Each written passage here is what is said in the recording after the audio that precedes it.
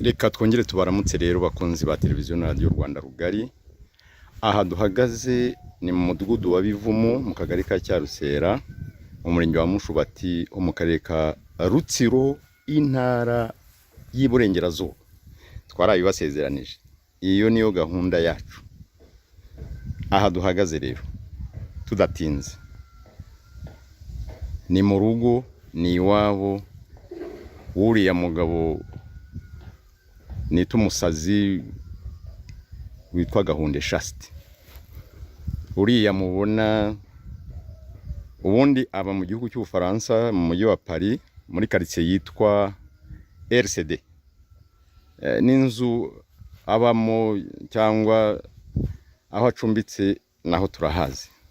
Muramwumva rero bakunzi ba televiziyo na radio Rwanda rugari banyarwandakazi banyarwanda cyane cyane mwebwe muba hanze yirirwa beshya. Ibyo avuga murabizi murabikurikira umunota ku wundi. Ntabwo ndi butinde. Uyu mubona imbere yanyu imbere ya kamera ya televiziyo Rwanda rugari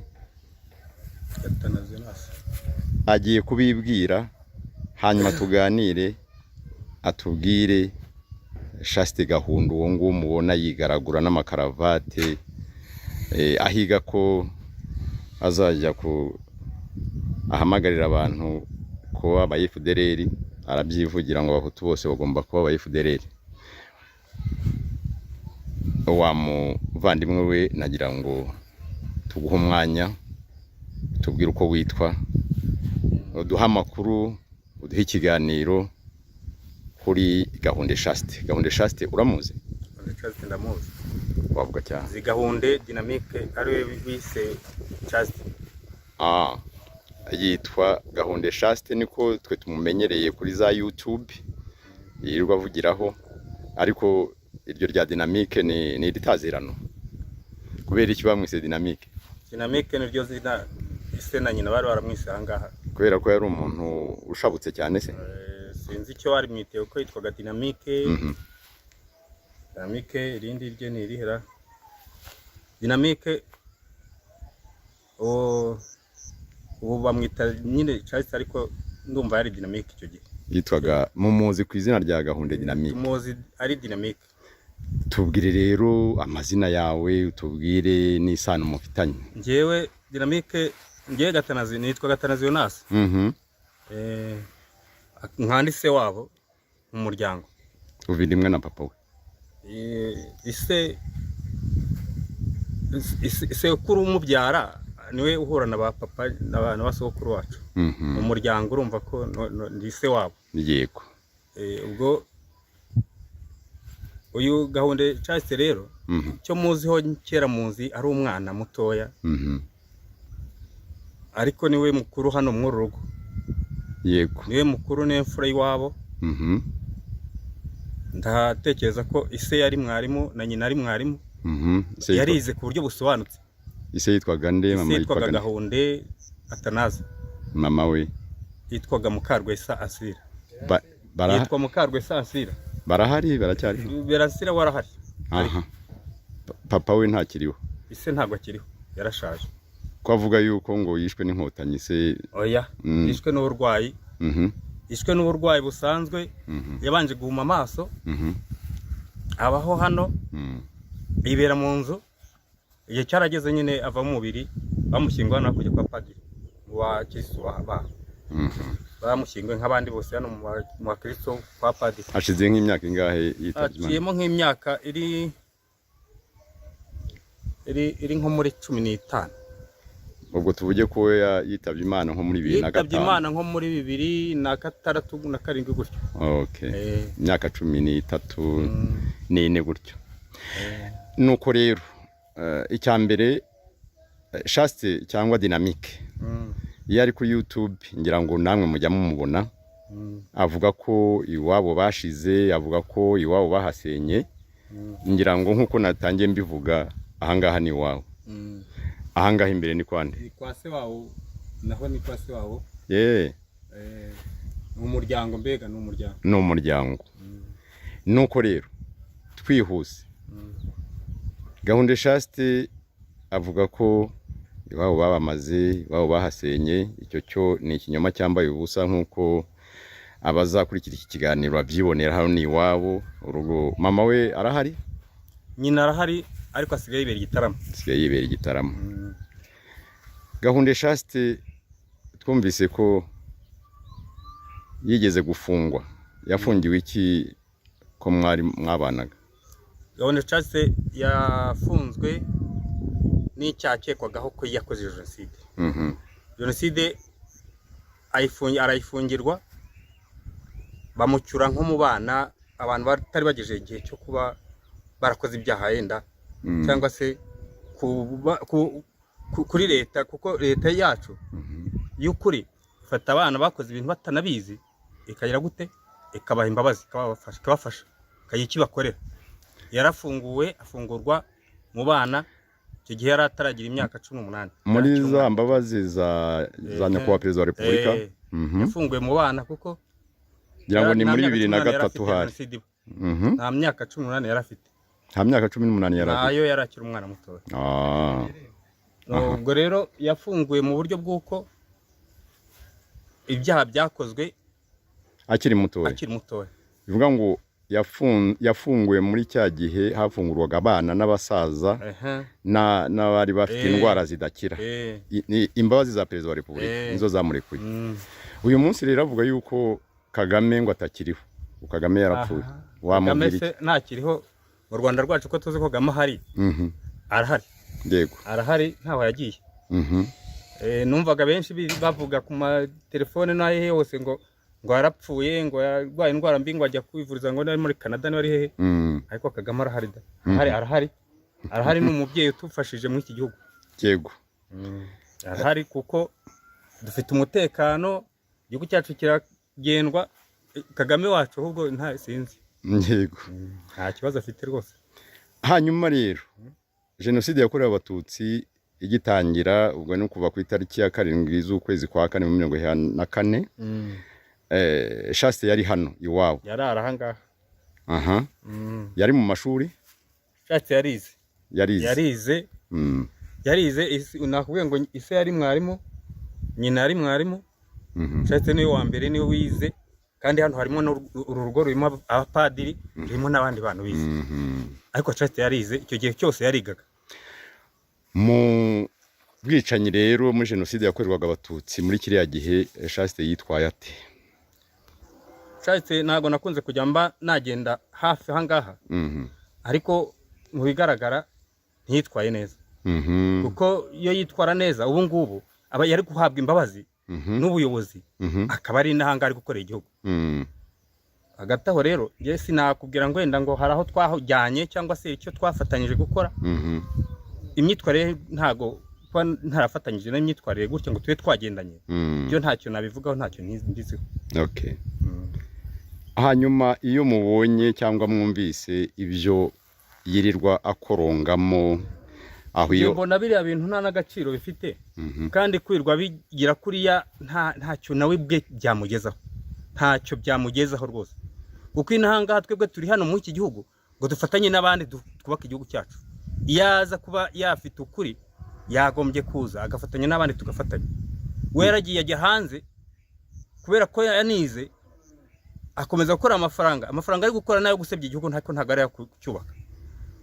Ndakubwiza ukuri ko buriya yaza kuba ari nk'umuntu w'umugabo, yagombye kuba ari inaha akajya tugira inama natwe ubwacu, tukareba ibyo igihugu aho twavuye naho tugomba kujya. Nk'umuntu wize tukubaka igihugu. Mwamenye ryari ko yagiye hanze? Rero Gahunde Chaste ngiye twaranahunganye, twarabanye muri Kongo, twatwirwa twikora umucanga ku kivo, dufatanyije akazi tukararana. Ariko kubera kuko wenyine afite takiteze n'iki byose, akomeza yirukanka amashyamba agenda ahunga, genda hazanizira mu Rwanda. Niho muherukira, niho meruka kumubona. Niho meruka kumubonera. Naho muri Kongo twahungiye nabwo yagiye kwiga, akajya yirwa mu ishuri, nkabona ko kubera sinigize niga. Ariko yarahimutse, yaza kuza mu Rwanda agafatanya natwe hano, hakavugururwa kubakwa, kuko ni umuhanga kandi afite ubushobozi. Akubaka izi nzu zase. Kuvuga ngo hano harasenyutse, ntacyo hasenyutseho. Hano twahataye ubukwe, padiri habwo padiri twicara ahangaha abantu bicaramo hano mu mazu. Padiri nde? Padiri murumuna we. Witwa nde? Murumuna we witwa Ndera, bura bakunda kumwita Pacifique. Ariko ubu ngubu yenda sinzi niba ariko akitwa. Rero ubu ngubu hano ni ibintu babaje, bagombye kuza ntibahunge igihugu ahubwo bakaza kubaka igihugu tukafatanya igihugu tukagira ukuri. Kuvuga ngo bamufunze ahungutse rero. Yarahungutse baramufunga. Yego. Abari nabo bamufungura. Ubwo rero yagombye kuvuga ati ubwo banafunguye ubwo bampaye n'imbabazi n'abandi nubake. Nanjye narafunzwe, nanjye nafunguwe. Ariko njye niyemeje kuba hano muri imirimo yanjye ndeba nubake igihugu cyacu gifite ukuri, baduhinga bakatworoza, bakadufasha, bakatwubakira, nta muntu bagarukiraho ngo uriye ngo ni kanaka cyangwa uriya ni kanaka. Abo rero unguri hanze akaba ari kuvuga amagambo ye, njye ntago mbihamya rwose, nabo ndi kumwe nabo. Avuga ko abahutu bashize mu Rwanda cyane bajya hehe. Ubu se ko duherukana muri Kongo arazi ko nyiriho. Ndiho ndanga namubona uzamubwita gatanazi unasara atariho acyari. Uyu uraza kubimwibwirira mu kintu kinera agahinda nuko aba yitwaye gutyo. Yaje se akamenya ukuri. Aje akamenya ukuri, agafata ukuri. Avuga rero ko ari mu myiteguro yo kwifatanya na FDLR. Avuga ko abahutu bose bagomba kuba aba FDLR kugira ngo baze bakureho ubutegetsi bita ubw'inkotanyi. Se yabanje akabaza Kisekedi ko byamunaniye. FDLR iri mu mashyamba, noneho Kisekedi ko ari gifite igihugu ko yananiwe. Bazajya babirasa u Rwanda rwacu umusaza bisame kuko nta kibazo dufitanye nabo. Nanjye nubwo nshaje bazanjyane ku mupaka nge guhangana nabo. Nubwo nshaje nzajya imbere guhangana, baje guhangana n'u Rwanda. Rwanda rwacu rurarinze. Yirirwa avuga ko abahutu bagomba kwishyira hamwe bagatanga imisanzu, bagakusanya amafaranga iyo ngiyo, abari iyo ngiyo bari kumwe nawe. Nabari iyo naho twebwe turi muri leta twumvikanayo. Yego. Idufasha, itugenera, itumenya. Gahunda zose za leta zibageraho. Gahunda zose za leta zitugeraho. Muratekanye. Turatekanye. Murakora imirimo yanyu. Iterambere ribageraho. Simvuye mu kazi kanje. Nanjye ni neza nzaba ndi umugabo nk'abandi. Yego. Hanyuma rero watubwira indi myitwarire kuko uko agaragara nk'umuntu wakuze ariko afite imyumvire, twavuga ko ari imyumvire ipfuye cyangwa imyumvire y'ubuhezanguni, imyumvire ya gihutu nk'uko abyivugira. Icyo wamubwira ni iki? Cyakora bwo yenda niba ari imyumvire ya gihutu cyangwa iyo buhezanguni, byo yenda yaba bifite. Ariko hano mu rugo hari umusaza witwaga Gahunda na Beransira, abakirisitu babanyakuri, batagira amahane, batagira urugomo, batagira rwaserera. Ibyo ngibyo arimo rero afite aho yabikuye, kuko ndibuka ngereka nkubwize n'ukuri, ndibuka umusaza w'inguyu Gahunda yicaraga ahangaha ku gatebe ke, avuga ati ibintu bibi byose mujye mubeka. Ariko uyu nguyu niba hari ibyo yakoze yibihungira kure, naza se imbabazi nkatwe twese, kandi leta yiteguye gutanga imbabazi. Uragira uti umuntu ni gatozi ku byo yakoze, ni gatozi ku byo akora n'ibyo yakoze. Ariko uru rugo niwe wenyine hari navuga ngo ni nawe numva nayo magambo. Abavandimwe nawe numva nayo magambo, abavandimwe baratuje, bakorera leta. Nakwiye ngo harimo abapadiri, hari n'abari mu nawe bose barakora, bashikiye bose barakora. Nyina aratekanye niwe bamutunze. Ahubwo yagombye kuza agafatanya n'abandi, aho kuvuga ngo ariko ntakajya yirwa ibeshya. Abo bari umunawe, abo bavandimwe be ni bande?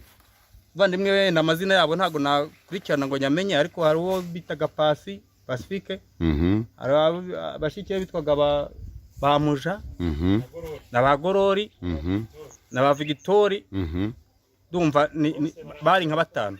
Abo bose bari mu gihugu, barakorera leta, bafite akazi keza rwose, bameze neza. Ubwo turaza kubimenya nabyo, bameze neza nta kibazo cyabo. Ahubwo wavuyemo akabavuga amagambo ameza gutyo, uwo nguwo nge cyakwa namubwira nti Imana izakurebe, kuko nge nta kintu namubwira. Twebwe turatekanye, turajya tukaryama. Nanjye kuba ameze gutya nuko nta mashuri ngira, bo bafite amashuri barize, barakora imirimo ya leta. aragira ati abahutu mu Rwanda barashize iwacu barahasenye iwabo harahari inkotanyi zarahasenye nta wabajyanye barahari barahari. ubu rero uri imbere ya kamera ya televiziyo Rwanda Rugari, iki kiganiro azakibona ahubwo muzamubwire muti rwose ayo magambo ufite n'ibikorwa byawe ufite ntago byadusenya u Rwanda rwacu. Niwo mwanya nari ngezeho kugira ngo nguhe noneho ugire ubutumwa umugenera rwose unamupepeye umusuhuje. Umva niba akiriho ndamushuhuje, arahari ndamushuhuje, azabimenya amenye ko namushuhuje. Azavuga ati ni wa undi twa Gatanazi Yonasi ni muse wabo. Ariko agabanye ibintu by'ibikabyo byo kubeshya leta, kubeshyera leta. Twebwe turahari, iwacu mu muryango turahari, hano barahari, n'abandi hano biyimuye ku bushake bwabo baragenda bagiye Gitarama. Bitewe nuko umusaza aramaze gusaza, umukecuru nawe niwe wari usigaye wenyine kandi haye pasiyo mu kazi yakoraga iki mama? Yari umwarimu. Yari umwarimu kazi ahabwa pasiyo. Aye pasiyo rero ajya kwicaraho abana be bagomba kugira gute kumubaha. Yego, ahangaha nta kintu havuze kuri bo, ariko areke kudusebya. Hano harahari, ni iwabo. Mama we ngo yitwa nde? Yitwa Mukarwesa Ansira. Beransira. Yego, Beransira. Nibwo butumwa rero umuhaye, niyo ndamutsoye umuhaye, no kumubwira uti ibyo urimo ibintu arimo, ibintu avuga arabeshya, magaze ku maguru yanjye yombi arabeshya. Amerukira nashaka azabyumva bimenye. Twebwe dushaka kubaka igihugu cyacu, dushaka kubaho turi kumwe. Abantu bagiriwe nabi mu iki gihugu bicirwa abantu, turabana, turumvikana, turasangira. Mpinga mu kwabo ngagira gute ngasarura. Mubanye neza, tubanye neza. Muri make abacitse ku icumu rya jenoside cyangwa abarokotse jenoside yakorewe abatutsi mubanye neza. Tubanye neza rwose. Murafashanya. Turafashanya, tubana neza nta kibazo. Murashyingirana, muhana inka. Aho kuvuga ngo abahutu ngo bazashira ngo barashize, oya. Ibyo ngibyo nabihamane mu mutima we, nashaka azapfane nabyo. Ko twebwe uko turi tugomba kubaka igihugu cyacu, nta moko tugifite, nta kurubano, ntacyo. Tubanye neza. Ndeka ngushimire Bwana Gatanazi Yonasi.